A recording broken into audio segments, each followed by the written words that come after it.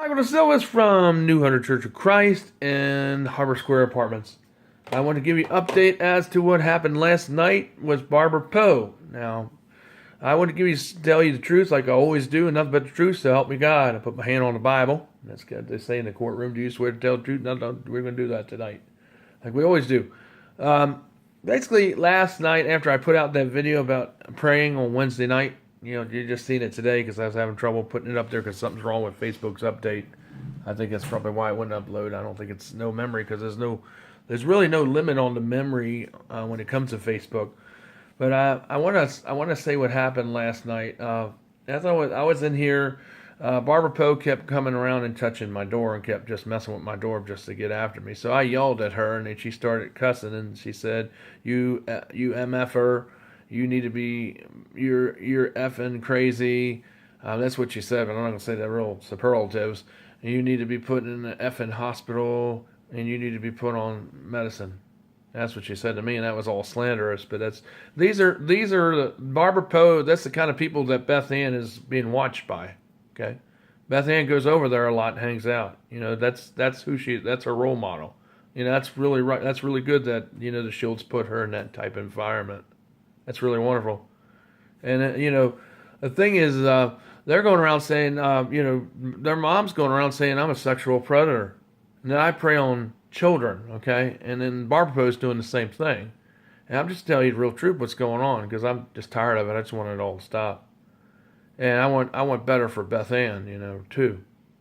But the thing is, they're going around saying all this stuff, and it goes, day in and day out, and then Sean's out there passing out tracts, acting like she's a Jesus person, and she's doing all this gossiping too, and she's hanging out there too with Barbara. They kind of clicked together there about a year and a half before I was thrown out of the family. Just to give you the full story, because she seems to be telling her version of a story, which ain't true. But I'm going to tell you the real version. And so, I think this story was conveniently coursed out of her daughter. Because, her daughter called me up crying, really, and she told me what her mother was doing. I said, well, just tell her if she wants you to say those things. She told me what she was saying. Just tell her that, because that's what she wants to hear. She wants you to lie. So just tell it. She said, but you shouldn't be out of the family. You don't deserve this. I said, yeah, I know. But you need to just tell it because she's not going to listen to the truth. And that's what I said to her.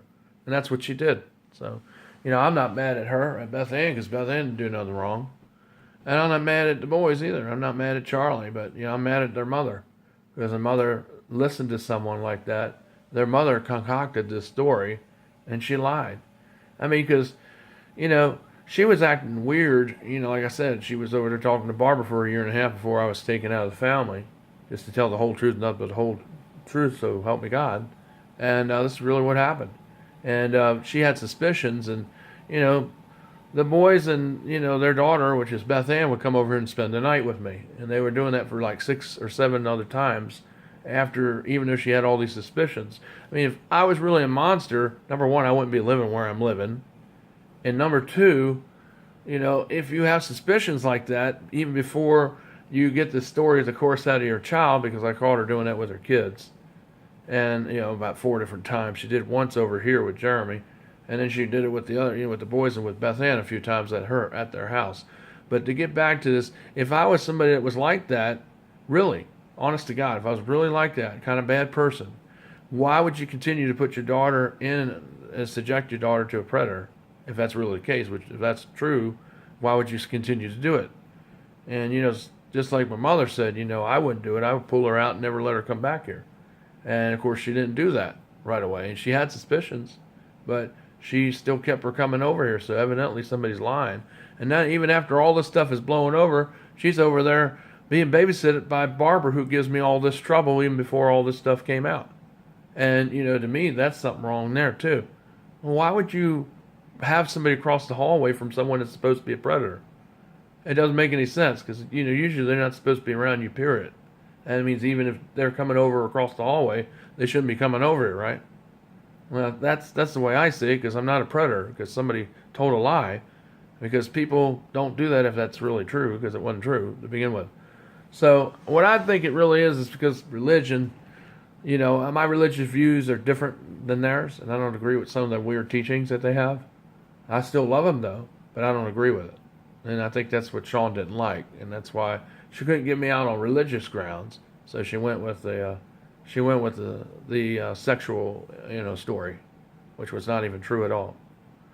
So that's really what happened, and I want to let everybody know that because since she's telling this gossip story and spreading it all around and got it spreading all around through here on the neighborhood net here at Harbor Square, through Barbara Poe, who really pokes her nose where it don't belong, and that probably had a lot to do with that happening to us, me thrown out, excommunicated out of there because of her mouth and a lot of her doing.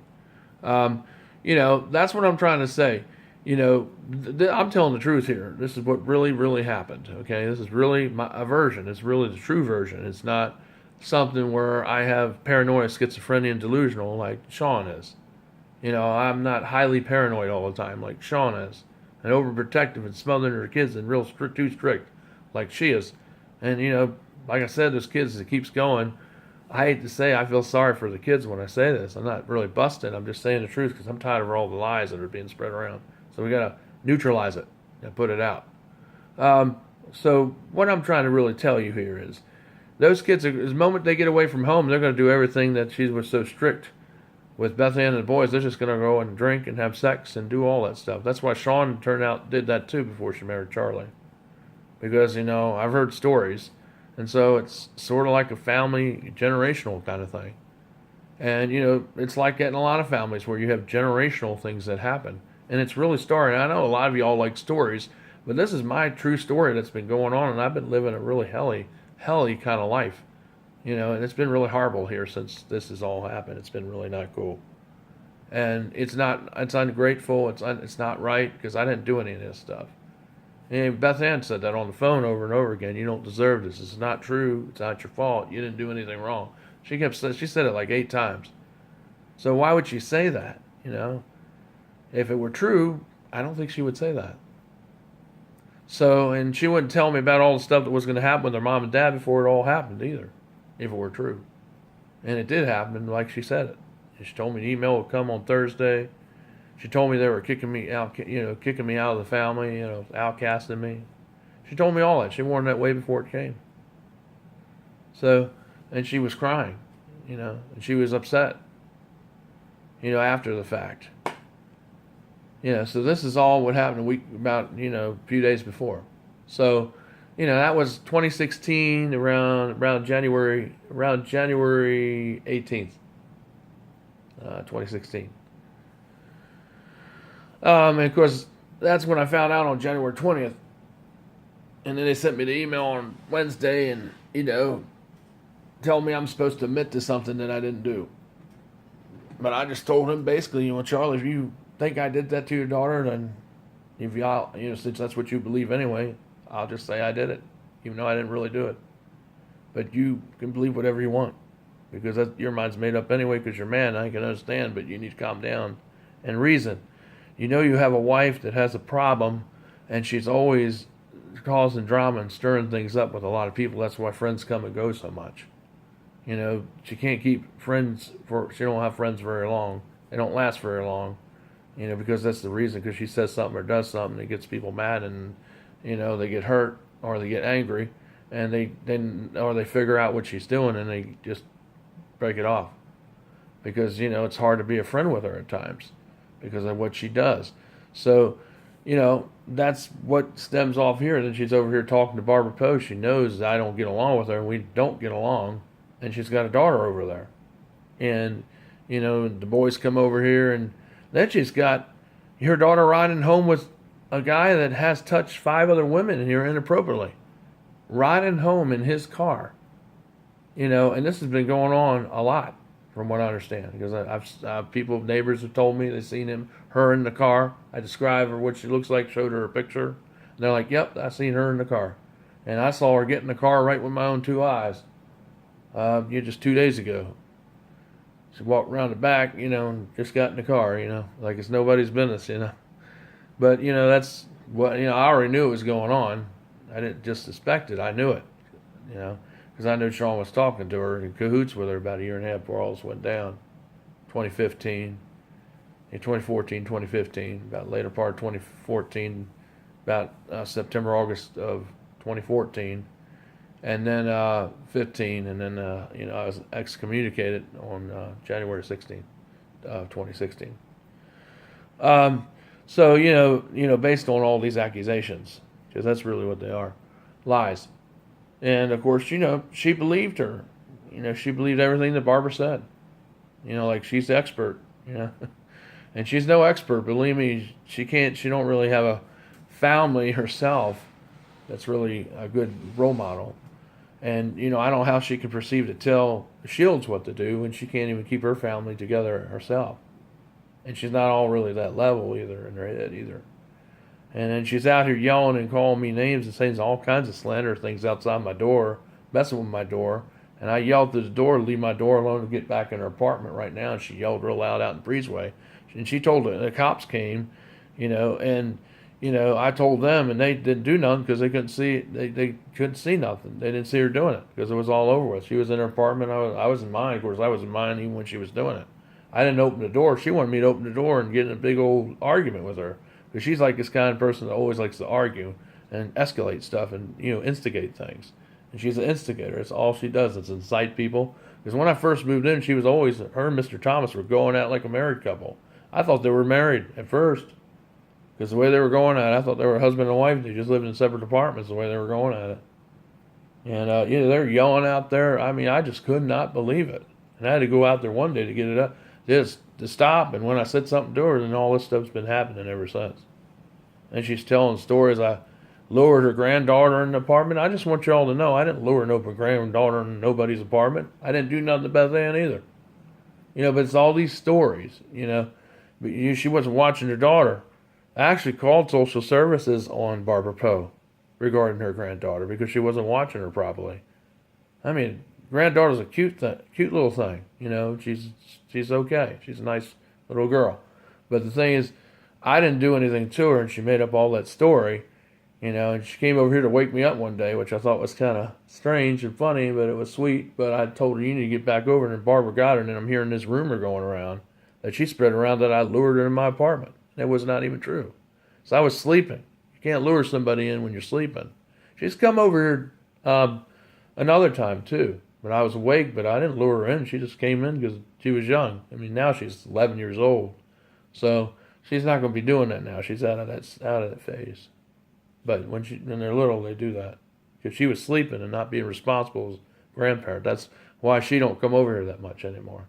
And then she's watching Beth Ann Shields. And she's not a very good mother or a grandmother. So I don't know how she's watching Beth Ann. But anyway, I just want to get the truth out there because that's really what's going down. And it's really, really bad for Beth Ann. I really feel sorry for the kids. I really do. I think they're making some bad decisions and doing some bad parenting. And that's why I say pray for that situation because it's pretty bad for the kids as well as for, what the parents are doing. But anyway, but other than that, things are good. And, just for public record, things are fine. This stuff always comes around. It's backfiring on Barbara because it's not the truth. And it's backfiring on the Shields, too. Because it's not the truth. It's just a lie. Sean was so mad, wanted to get me out of there. She was really hot. She wanted to get me out of there.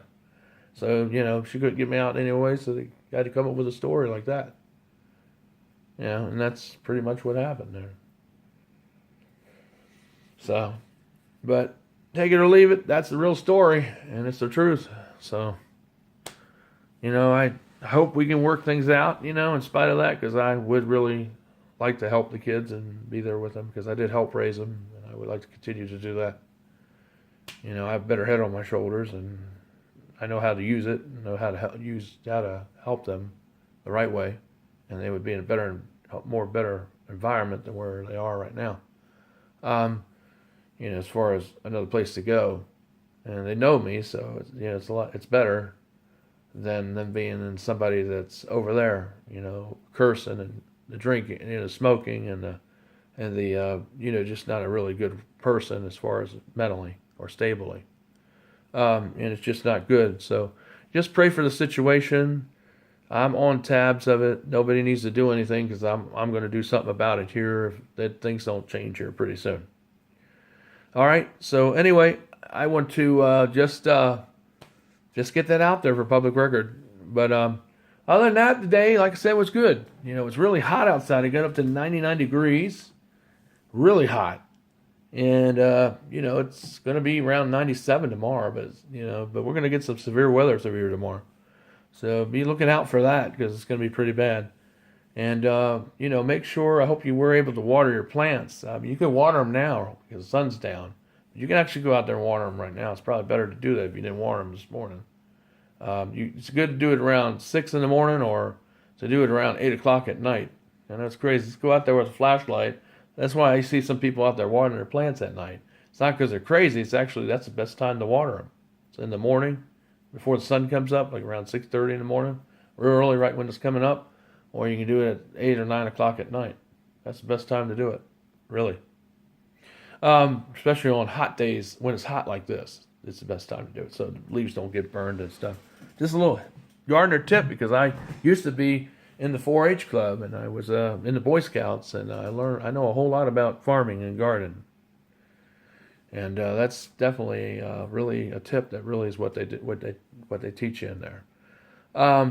And you know, the good thing to keep bugs away from your plants would be soap and water.